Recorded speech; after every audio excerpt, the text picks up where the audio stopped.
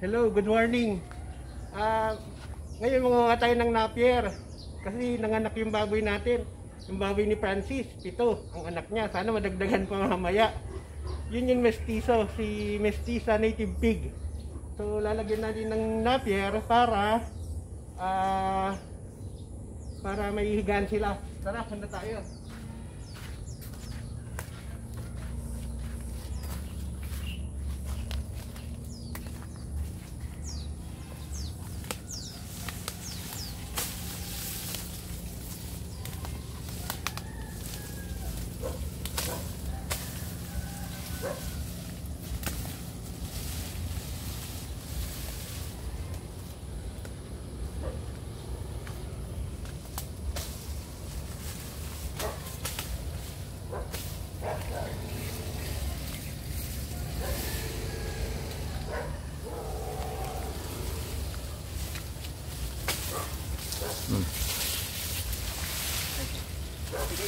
Tamaan ka na dyan. Pero dalhin natin doon sa kita. Dalhin natin doon sa baboy natin, si Mestiza Native Pig.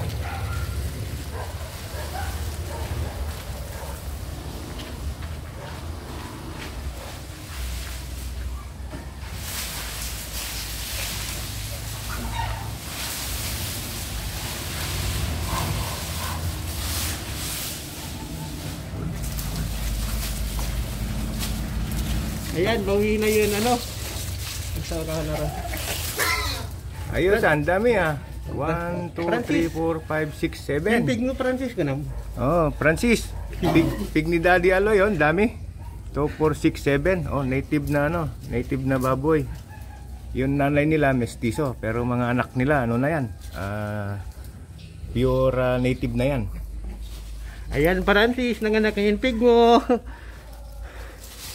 Yun pig ni ni Gabi at saka ni JP, kasi kulay puti sila, hindi pa buntis lang. Ay, sugat ako. Ayun, 7. Sana madagdagan. 1, 2, 3, 4, 5, 6. Ni-vlog to kahapon. Mapang man na ron? Mapangkan? Sige. Ayos. Ayun, yung taga-vlog natin, taga-hawak natin.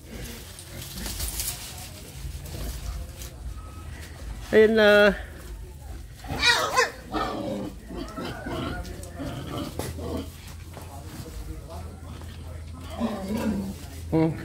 Hindi mga pig, gusto nila ng Napier. Pero eto, ang ganda ng umaga natin kasi may pigi tayo. 2, 4, 6, 2, 4, 6, 7. Bawi na. Halos magkakasize sila eh. So, hindi ko alam kung may nadaganan dyan. Sana wala. So, ang gaganda ng anak ko. So, ito after 4 months, mga anak ulit. Ganun ang native. Kaso lang ito Mestizo Native. Ang bulugan natin yun native cross sa tawag dito yun yun baboy ramo. So yan. 7 nga sigod. Nagsasarantada ni. No, halaga nga matugduan ka na ba? Panayo ng puti ato. Ay, dapat na gayon. Nagana ka na siguro ate ko. Bayad ko mo. Hindi namin nakakaibig. Nagsarantada gidiin ng bilin. Gigi datalugin ako nalulumag. Hindi pa nakalukat-lukat na dito. Mestizo nga kanya. Ayan yun sa labas. Magkukuha tayo mamaya ng Napier. Ang bala ko kanina, mawa ko ng Napier, ibibigay ko sa kanila. So hindi ako dimiretso dito. Kasi kahapon parang mga anak na ata ito. Sabi ko si Native Mestiza, Native Pig Mestiza. Kaso nga lang naunahan ako ng kapatid ko na nakita. Yan nga, meron nga anak. 7. Yung mga mas malaki to. malaki to kumpara dyan sa mga pure na native. Ito kasi mestizo native eh. So, ayun. So, hopefully, next year, after 4 months, kung magbubuntis siya ulit, mga 10 na, may 10 siguro na ang anak nito kasi malaki to. So, ito yung kinikwento ko na siyam na biik dati, ang liliit, na namatay yung 3. Tapos, pinakatay ko yung 3. Bale, 3 yung nakatay kasi puro lalaki.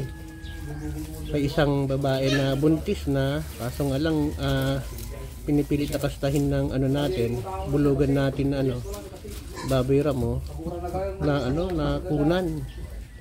So, bale natira, 3 babae na buntis. Ito yung unang nanganak. So, may 2 pa siyang kasama na 2 buntis tapos kulay puti. So, ayan, mukhang malulusog yung mga anak niya. May mga kulay white sa ano, sa nguso. Nagmana sa nanay. Magkakaparehas lahat sila ng kulay. Ayan. So, linagyan natin ng napier. Ayan. Ayan.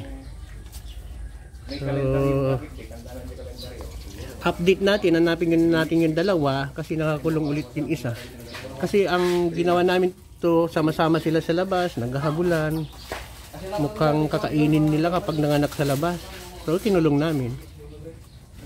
Yun nga, kahapon napansin ko, mukhang manganak na to kasi namamaga na yung dede. Yun nga, nanganak na. So, another blessing. So, pasalamat ulit ako kay Sir Romel Kamunggol from Italy. Sir, update ulit. Shout out ulit sa inyo, Sir. Ingat po kayo dyan sa mga OFW natin na hero natin. Nagtitiis sa ibang bansa. So, shout out po lahat sa inyong mga OFW. Kaya ako lang naman to blog para nakita ko parang siya kumikita. Magandang investment po kasi. So, yung mga naghanap ng negosyo na hindi masyadong nakikita, maghanap lang ng mga pagkakatiwalaan, ng bakanteng lote, pwedeng mag-start po ng negosyo. So, eto po, eto po siya So, kahit nasa Manila ako, lagi, may pagpakain, sinama ko lang sa dito kuluan ng kapatid ko. Ayun, nagkaroon tayo ng blessing. 7 na maliliksing biik. Medyo sila kasi nga umuulan dito. Malakas ang ulan kagabi. So, natapat sila na malakas ang ulan. Sana umaraw kasi sumisilip-silip naman yung araw. Pero dadagdagan natin siguro yung napier. Ayun pala yun yung kasama niya na isang inahin kulay puti. Mga native sila kaya hindi sila ganun kalalaki. So ang alam ko buntis din to, masuli lang siguro. May isa pang puti na ganyan, bale 3 lang yung natira sa akin. Siyam dati lahat sila. So eto malaki na rin ang tiyan yung puti na yun. So thank you Lord. Saka mga masiswerte nating nagpapa-shoutout si Sir Kamunggol.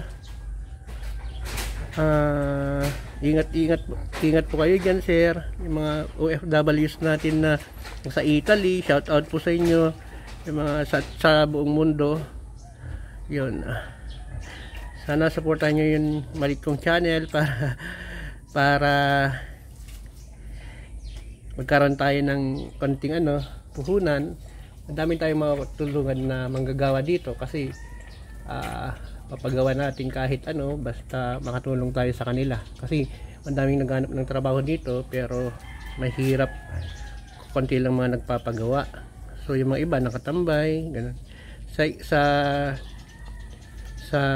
ang trabaho nila sa bukid, sa ilog, saka sa dagat. Pero kapag ganitong umuulan, wala silang income. So hanggang dito na lang po. Bye bye po.